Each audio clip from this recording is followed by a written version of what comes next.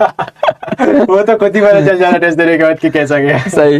Rank आएगा, फिर basically आपके कितने करेक्ट हैं, कितने इनकरेक्ट हैं, और कितने आपने स्किप किए हैं, ठीक है, कितना टाइम लिया है, एंड बेसिकली एक्यूरेसी आपकी कितनी थी, और कितना आपने अटेम्प्ट किया completed. So basically section wise analysis है, तो आपको एज ए ब्रीफ रिव्यू मिल जाएगा कि मेरे किस सेक्शन में कितने नंबर आए थे, और किस सेक्शन में मेरा करेक्ट परसेंटेज कितना था, और मेरा किस सेक्शन में कितना अच्छा हो रहा है। एंड बेसिकली परफॉर्मेंस कंपैरिजन है बेसिकली, एंड फिर डिटेल्ड एनालिसिस सर। हाँ, डिटेल एनालिसिस पे कर सकते हैं। Yes sir. यहाँ पे जैसे स्टूडेंट्स को मैं थोड़ा सा बताना चाहूंगा कि this is a data centric dashboard. यहाँ पे आपको पता लग जाता है कि शुरू के 30 मिनट में आपने कितने क्वेश्चन आप अटेम्प्ट किए, तो आपको ना एक आइडिया लगता है कि let's say if you have started with biology तो आपकी स्पीड ज्यादा होनी चाहिए। तो जैसे जब आप नीट का पेपर दे रहे होंगे तो आपका एक आइडियल जो तरीका होना चाहिए पेपर को अटेम्प्ट करने का वो ये है कि पहले बायोलॉजी में आपके जितने इजी क्वेश्चन है वो आप अटेम्प्ट कर दें। तो there are very high chances कि 1 घंटे के अंदर आप 90 क्वेश्चन सॉल्व कर ले जाएंगे, and then after you can give time to chemistry and physics. तो वो आदत आप यहां से डालना स्टार्ट करेंगे, आपको एकदम समझ में आ जाएगा कि भाई स्टार्टिंग में आपकी स्पीड क्या रहती है और एक्यूरेसी क्या रहती है। तो शुरू के 30 मिनट में आप यहां से देखो कि आपने कितने क्वेश्चन अटेम्प्ट किए और करेक्ट इनकरेक्ट कितने हैं, तो एक्यूरेसी पता लग जाएगी कि शुरू में आप जल्दबाजी के चक्कर में गलतियां करते हो या शुरू में जब आप इजी क्वेश्चन मार्क कर रहे हो तो 100% एक्यूरेसी के साथ कर ले रहे हो। उससे आपको पता लग जाएगा कि सिली मिस्टेक्स आपकी कितनी हो रही हैं। फॉर एग्जाम्पल, एक स्टूडेंट ऐसा है जिसने 30 मिनट में 50 क्वेश्चन सॉल्व कर दिया बायोलॉजी के फुल लेंथ टेस्ट के अंदर, और सारे सही कर दिए। इसका मतलब एक्यूरेसी सेट है उसकी, वो नीट में भी अच्छा करके आएगा। और कोई बच्चा ऐसा है जिसने क्वेश्चन तो 50 ही किए लेकिन 45 ही सही किए, यानी 5 उसे लगे इजी लेकिन उसने गलती कर दी, यानी कि सिली मिस्टेक्स अवॉइड नहीं कर पाया बच्चा। तो यहां से हमें पता लग जाएगा एक्यूरेसी परसेंटेज से कि आप कहां कहां गलतियों से बच सकते थे। तो इसका मतलब उस स्टूडेंट को उन 5 क्वेश्चन पे काम करना रहेगा। तो ये जो डेटा है इसको देखना सीखो भाई, क्योंकि आपके पास ऐप पे सब कुछ है। You need to analyse quickly and you need to analyse in a right way, तभी आप इन चीजों पे ज्यादा बेहतर काम कर पाओगे। और यहां देखो भाई, चैप्टर और टॉपिक वाइज एनालिसिस है। जैसे फिजिक्स है, कितने सवाल सही हुए गलत हुए। अब क्या है, जैसे फुल लेंथ मॉक टेस्ट आपके पास आएंगे ना, तो आपको टॉपिक वाइज पता लग जाएगा। जैसे बायोलॉजी में cell the unit of life में कितने सही कितने गलत, सेल साइकिल सेल डिवीजन में कितने सही कितने गलत, मॉलिक्यूलर बायोलॉजी में कितने सही कितने गलत। टॉपिक वाइज भी हम लोग एकदम क्वेश्चंस को एकदम ठिकाने लगा देंगे कि अल्टीमेटली आपको किस टॉपिक पे काम करने की जरूरत है। एक पैटर्न आपको पता लग जाएगा कि यार इस टॉपिक के सवाल मेरे हमेशा ही गलत होते हैं। बिल्कुल। तो यू विल अंडरस्टैंड कि किस टॉपिक पे काम करने की जरूरत है। तो ये आप यहां से देख सकते हैं। So this is a good dashboard, इसमें सब कुछ है ऑलमोस्ट। तो इसको यूज करना सीखो भाई बढ़िया तरीके से। बिल्कुल, मैं तो सर हमेशा यही सोचता था, मतलब कि टेस्ट को एज अ फीडबैक यूज करना चाहिए। करेक्ट, एग्जैक्टली, बिकॉज इस समय पे more than marks you should use it as a feedback. अभी तुम्हारी तैयारी का फेज चल रहा है, अभी हमको तैयारी करनी है, अभी पूरा 12th करना है, 11th रिवाइज करना है। तो अभी मार्क्स पे मत जाओ, ये देखो कि मैं कौन से टॉपिक में कंटिन्यूसली मिस्टेक कर रहा हूँ, मैं कौन से टॉपिक में मेरी एक्यूरेसी कम है, कौन सा टॉपिक मुझे लगता है मुझे आता है बट मुझे एक्चुअल में वो नहीं आता है। तो ये सारी जो चीजें हैं, when you analyse the paper, that's when you realise that. मतलब ये जो टाइम मैनेजमेंट था, नीट 2025 में बहुत सारे लोगों ने क्या गलती करी, बायोलॉजी पे ज्यादा टाइम दे दिया, कि फिजिक्स कर ही नहीं पाए। करेक्ट, क्योंकि बायोलॉजी बहुत लेंदी आया था। इस साल में मैंने सुना बायोलॉजी लेंदी आया था। हाँ, अटेम्प्टेबल था बट यस, हाँ, मॉडरेट था। सो बेसिकली अगर मैं नहीं बोल रहा कि बायोलॉजी को कम टाइम दो, but there should be a specific fix time कि अगर इतना टाइम मैंने दिया बायो को, फिर मुझे छोड़ना आना चाहिए कि मैं अब केमिस्ट्री और फिजिक्स में मूव ऑन करूंगा। और दूसरा, टेस्ट अटेम्प्टिंग स्ट्रैटेजी हमेशा ये रहनी चाहिए, एक्यूरेसी अगर बढ़ानी है हमको टेस्ट अटेम्प्टिंग में। सो बेसिकली मैं हमेशा पहले क्या करता था कि मैं पेपर में ये नहीं देखता था मैं कितने पहले अटेम्प्ट में अटेम्प्ट कर रहा हूँ, मैं ये देखता था मैं 100% श्योर कितने क्वेश्चन में हूँ। Correct, true. तो मैं जितना 100% श्योर क्वेश्चन हो ना, पहले वो करता था अटेम्प्ट। और उसके बाद जब मैं सेकंड रीडिंग लेता था, मेरा पेपर अटेम्प्टिंग सीक्वेंस ऐसा होता था, मैं पहले बायो अटेम्प्ट करता था। बायो का मैं फर्स्ट रीडिंग ऐसे लेता था कि what are the questions that I am 100% sure कि मेरा ये तो गलत हो ही नहीं सकता। इजी और श्योर वाले, इजी और श्योर वाले, करेक्ट। या कुछ बेसिकली जो टॉपिक मेरा बहुत अच्छा है उसका, बट कभी कभी ऐसा भी होता था जो टॉपिक अच्छा नहीं है, याद नहीं आ रहा, तो मैं उसको छोड़ के आगे बढ़ता था। कुछ भी चीज को ईगो पे कभी नहीं लेना चाहिए पेपर के अंदर। फिर उसके बाद क्या हुआ, जैसे ही मैं मेरा फर्स्ट रीडिंग खत्म हुआ, my first read should be in 30-35 या 40 मिनट्स ऐसा होगा, depending upon difficulty of paper. फिर सेकंड रीड पे जाता था मैं, सेकंड रीड में बायो का जाता था, उसमें मैं जो क्वेश्चन मुझे लग रहा था कि तब मुझे याद नहीं आ रहा है, उसको मैं थोड़ा एक बार रोक के सोचूंगा। और बहुत बार ऐसा क्वेश्चन होते थे बहुत सारे कि यार ये मुझे फर्स्ट रीड में नहीं आया, पर वो आ जाता था। उससे क्या होगा कि फर्स्ट रीड में अगर तुम जल्दबाजी में वही क्वेश्चन करोगे ना, तो देयर इज अ चांस कि तुम 50-50 में गलत कर दोगे। करेक्ट, जो कि क्वेश्चन मुझे आता था। फिर मैं सेकंड रीड लिया बायो का, then I leave biology for the time being and I will go to chemistry. Same chemistry में किया, देन फिजिक्स। बढ़िया। बट अब इसमें मेरा क्या टारगेट रहता था, ओके लो वॉइस का लिख रहे हैं लोग, नहीं, चिल, वो अब पता लगा कैसे होती है स्पैमिंग। जब देखते थे ना अर्जुना लक्ष्य में कि हाँ भैया गुरुजी को कैसा लगता होगा, आप समझ लो ना, देखो एक ही चीज आ रही है जैसे बार बार। हाँ तो ऐसा रहता है, मतलब ये ध्यान खींचते हैं अपनी तरफ। पर ये खतरनाक बच्चा है, अच्छा बच्चा है, they will give great results, मतलब इन पे बहुत कॉन्फिडेंस है मुझे।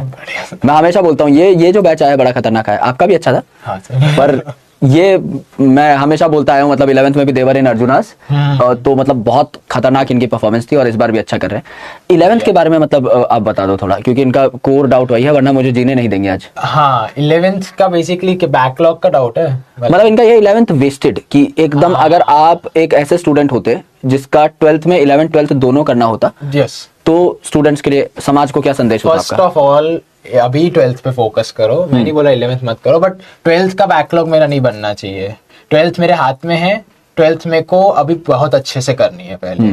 फिर जो उसके बाद जो एक्स्ट्रा टाइम निकल रहा है, अब तुमने 11th अगर वेस्ट किया तो you gonna have to apply extra time. Correct. तो उस एक्स्ट्रा टाइम में मैं अपना 11th का जो कॉन्सेप्ट्स है वो कर रहा हूँ। 11th में भी वो देखो कि कौन से मतलब बेसिकली कौन से चैप्टर्स पहले ज्यादा इंपॉर्टेंट है, उसको पहले निपटाओ, जिससे ज्यादा क्वेश्चंस आते हैं बेसिकली। करेक्ट। मैं नहीं मानता वेटेज के अंदर, but there is certain question chapter जहां से ज्यादा वेटेज आता है। तो अगर हमारे पास हमारा वर्स्ट केस सिनेरियो कि मैं कुछ नहीं किया, उससे तो बेटर है कि मैं कुछ अच्छे चैप्टर्स करके जाऊं जिससे ज्यादा क्वेश्चन आते हैं। सो बेसिकली 12th को बहुत अच्छे से करना है पहले तो, और 12th में सैक्रिफाइस नहीं होना चाहिए 11th के उसमें, नहीं तो दोनों ही नहीं कर पाएंगे। दो नाव में पैर रखने जाएंगे तो दोनों ही नाव में से गिर जाएंगे। बिल्कुल। एक 12th की नाव में पूरा पैर रखो, उसके साथ साथ 11th चलाने की कोशिश करो जितना हो रहा है मुझसे, और अपने आप को पुश करो। वैसे वीकेंड्स है तो वीकेंड्स के अंदर 11th का बायो रिवाइज कर लिया, कोई चैप्टर बायो का कर लिया, नहीं पढ़ा था वो अब पढ़ लिया। बायो 360 मार्क्स का वेटेज रखता है। बिल्कुल। तो बायो हमारा बहुत इम्पैक्ट बहुत अच्छा होना चाहिए बेसिकली बायो। उसके बाद बायो का कोई मतलब इस तरीके से ही करना है कि 12th को खराब नहीं होने देना, मेरा ऐसा मानना है। बिल्कुल सही बात है। और उसके अलावा कोई स्पेसिफिक डाउट्स ये पूछते ही रहेंगे। ये बड़े खतरनाक बच्चे। नहीं था मैं। अच्छा आप डमी थे, है ना? हाँ डमी था। बढ़िया। लेकिन यहाँ पे कुछ स्कूल गोइंग होंगे, आपके लिए एक अलग से टाइम टेबल बना देंगे हम लोग। वैसे स्कूल गोइंग के अपने अपने बेनिफिट्स भी होते हैं, तो ऐसा नहीं है। There are pros and cons of dummy student as well as school going student, क्योंकि डमी स्टूडेंट को भी कई बार ऐसा लगता होगा सैचुरेशन है, घर पे आराम से उठा जा रहा है 11-12 बजे। If you are very discipline तो dummy is obviously going to give you an edge. लेकिन अगर मेरे दोस्त कहीं ना कहीं अगर आप काम चोरी करते हो ना, तो वो आपको आलसी बना देती है, डमी वाली जो एक हैबिट है। फिर आप इत्मीनान से उठोगे और इत्मीनान से ही अपना काम करोगे, बहुत स्लोली। तो वही है कि 2 घंटे का काम फिर आप 4 घंटे में करने लग जाओ, वो लत लग जाएगी आपको उस हिसाब से। वो पार्किंसंस लॉस। करेक्ट। हाँ, जितना टाइम आपको दिया जाएगा उतनी देर में ही काम होगा। जैसे पेपर से एक रात पहले अभी कैसे किताब चाट जाते होंगे एमबीबीएस वाले स्टूडेंट्स एकदम, है ना? तो दैट इज पार्किंसंस रूल। दिमाग पे प्रेशर पड़ेगा, it is a positive pressure, तो वो आपको काम करने के लिए मदद करता है। Basically almost super human type brain चलने लग जाता है। और वो कई लोग अनलॉक भी कर रहे हैं। हाँ, वो उसको अनलॉक करके हम अपना 11th कर सकते हैं 12th। बिल्कुल। हाँ, अगर आप में जील है तो ये 5 और 2 का रेशियो रखो आप, कि मंडे टू फ्राइडे हमारी जब क्लासेस चल रही हैं, सैटरडे संडे ऑफ है। सैटरडे संडे जब ऑफ है ना, उस दिन आप जो अलग अलग लेक्चर्स हम लोग रिवीजन लेक्चर्स डालेंगे, उनको देख करके कुछ क्वेश्चंस अटेम्प्ट करके you can have a good grip on 11th class concepts. और साथ साथ कहीं हम एनसीईआरटी लिंकर कराते हैं, तो वहां आपका 11th क्लास प्लग इन होता ही रहता है, तो वहां से भी आपको समझ में आ जाएगा। बहुत सारे चैप्टर्स तो इंटीग्रेटेड भी है, जैसे ग्रेविटेशन, इलेक्ट्रोस्टैट्स, ऑलमोस्ट अपने एक दूसरे के रेसिप्रोकल ही होते हैं। हाँ। तो अपना 12th बेसिकली क्या करो, वीक डेज के अंदर ट्राई करो कि मैं जितना हूं उसके साथ अच्छे से रेगुलर कर रहा हूँ, अपना 12th में वीक डेज में बहुत अच्छा कर रहा हूँ। और उसके साथ फिर मैं वीकेंड पे बेसिकली क्या कर रहा हूँ, अपना 11th रिवाइज कर रहा हूँ, या इवेंट 11th में मेरे जो चैप्टर्स वीक रह गए हैं मैं उसको ठीक कर रहा हूँ। भाई टॉपर थे भाई हमारे, ऐसा नहीं हल्के में ले रहे हैं। एक बार परसेंटेज बताओ भाई। किसके? बोर्ड्स के? ये ऐसे हल्के में ले रहे हैं, सोचेंगे भैया बोर्ड की स्ट्रेटेजी। परसेंटेज सुनोगे ना, पैर में से चप्पल निकल के भाग जाएगी भाई। मैं स्टेट बोर्ड में था और मेरे 92% थे। Still good. मतलब देखो एक बार 92 कम नहीं है, मतलब नीट पहली बार में अटेम्प्ट में निकाल दिया भाई ने। 500 अंडर 500 रैंक आई है, और डिफिकल्ट होता है। और स्टेट बोर्ड डिफिकल्ट होता है। यस, ये मैं मानता हूँ। कौन सा स्टेट का बोर्ड था आपका? Gujarat state board. अच्छा होता है। यस।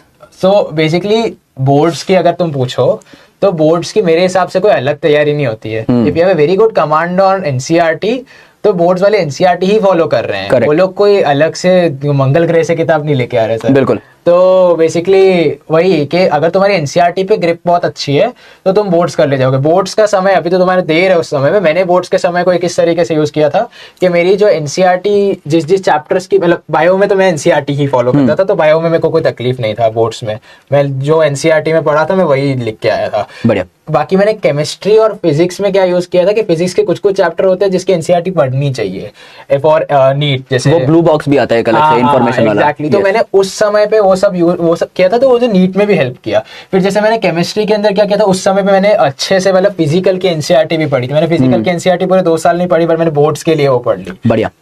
फिर एनसीईआरटी एग्जाम्पलर मैंने सॉल्व की थी उस समय पे सॉरी। सो ये सारी चीजें जो हैं बेसिकली मुझे दोनों में हेल्प की, बोर्ड्स और नीट में भी। नीट में भी एनसीईआरटी बेस्ड पैटर्न ही आता है। Thank you sir. बढ़िया, मतलब टॉपर आदमी खड़े हैं आपके आगे तो आप सलाह ले सकते हो, है ना, और कोई टेंशन नहीं है। मतलब you will easily crack it, but you need to become a bit regular and a bit honest. Yes. ये काम चोरी करोगे तो थोड़ा मुश्किल हो जाएगा। अगर आप ईमानदारी से काम करते रहते हो ना, एक साल में दोनों चीजें उड़ाना कोई बहुत बड़ी बात नहीं है। बस ये है कि आपको सब्जेक्टिव प्रैक्टिस कर लेनी है before giving your board exams. वो मैं कहूंगा कि लिखना एक कला है, और अगर आपको कम भी नॉलेज है और आप कलाकार आदमी हो तो आप ज्यादा मार्क्स ले जाओगे। This is a practical truth. ये आप मान के देखना, कहीं पर भी मतलब अगर आप देखोगे तो जो अच्छा लिखता है और जिसको कम भी कमांड है चीजों के ऊपर, वो भी एक अच्छी परसेंटेज स्कोर कर लेता है। तो उसमें टेंशन नहीं लेना। एमबीबीएस में भी होता है। हर सब्जेक्टिव एग्जाम जो है वो नॉलेज सेंट्रिक होता ही नहीं है, वो राइटिंग सेंट्रिक होता है। कि अगर आपने सुंदर बना दिया और टॉपर भी बैठा है सामने, कोई जीनियस आदमी बैठा है, लेकिन उसकी राइटिंग भद्दी है, हो सकता है आप उससे ज्यादा नंबर लेकर के आ रहे हो। बोर्ड में ज्यादा लिखने से ज्यादा फ्लो चार्ट और ये सारी चीजें जितना अच्छा रिप्रेजेंट कर पाओगे ना, उतना तुमको कम लिखना पड़ेगा और उतना तुम अच्छे परसेंटेज भी स्कोर कर पाओगे। करेक्ट। तो टेस्ट देने हैं जैसा भैया ने कहा, और खूब सारे टेस्ट देने हैं। अभी हम लोग भी करेंगे आपके टेस्ट के ऊपर काम। टेस्ट की तैयारी कभी पूरी नहीं होती। नीट के पहले भी सबको लगता है, यार वन को भी लगता है कि उसकी तैयारी पूरी नहीं है। बिल्कुल। तो टेस्ट का डर अब तो हट जाना चाहिए। अब तो जितने टेस्ट, जहां टेस्ट दिख रहा है वहां जाके मैं टेस्ट दे रहा हूँ, ऐसा हो जाना चाहिए। बिल्कुल। बिकॉज जितनी प्रैक्टिस करोगे उतना सीखोगे, उतना फीडबैक मिलेगा, उतना पता चलेगा मैं कहाँ गलती कर रहा हूँ। नहीं तो सिर्फ जो आता है वही पढ़ करोगे तो बेसिकली जो नहीं आता है ना, वो हमेशा बाजू में पड़ा रह जाएगा। बिकॉज ब्रेन की टेंडेंसी वही है, जो उसको आसान लगता है ना उसको वो पहले करेगा।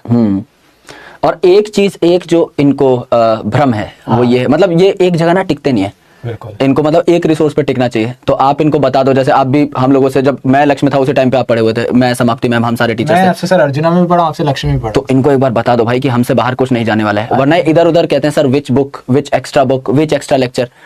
सो आई थिंक जब आप बोलोगे ना, एक टॉपर बोल रहा होगा जो कि एम्स में बैठा हुआ है, they will get a better validation. बिल्कुल। क्योंकि अभी इनको लगता है मैं पता नहीं क्या कर लूं इस दुनिया में, कौन से कोने से मैं किताब ले आऊं। तुम सिर्फ एनसीईआरटी बहुत अच्छे से पढ़ लो ना बायो की।